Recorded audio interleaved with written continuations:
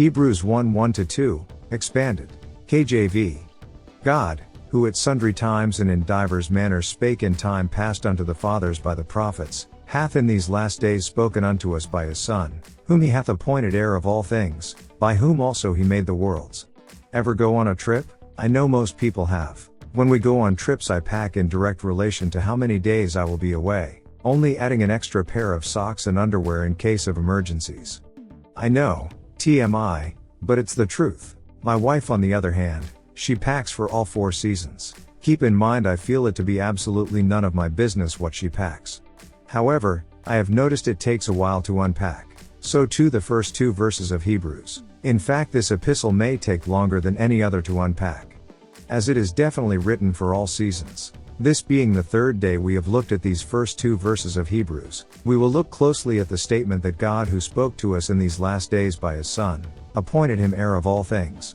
Ever since I was a child it was easy for me to believe in the Trinity. It made sense to me then, and it makes sense to me now. I think it is because as a child, I reasoned that if God could do anything, he certainly could be 3 in 1.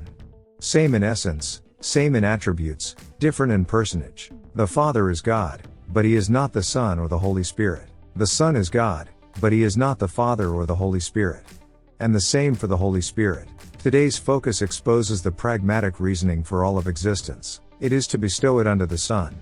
This is not a gift.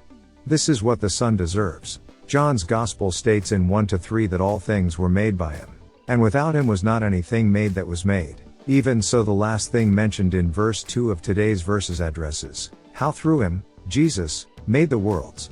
My friends, the maker of a thing is the owner of that thing. Jesus made it all. Jesus gets it all. It's that simple. Ownership aside, Jesus also earned it through his redemptive work in the cross. Romans 8:22 states we know that the whole creation groaneth and travaileth in pain together until now. You see my friends, when humanity fell in the garden, so too all of creation fell. Jesus' redemption was not just for sinners, but for all of creation. In this Jesus has earned the right to claim all of creation as he will one day make all things new. How about you, friend? Have you let him make you new yet? Are you his? He died for you. He was buried and rose again on the 3rd day for you. He is the heir of all creation. Don't you think he deserves you, and your devotion? A good question to possibly unpack, yes? Blessings. DOTG, at DHBCLV.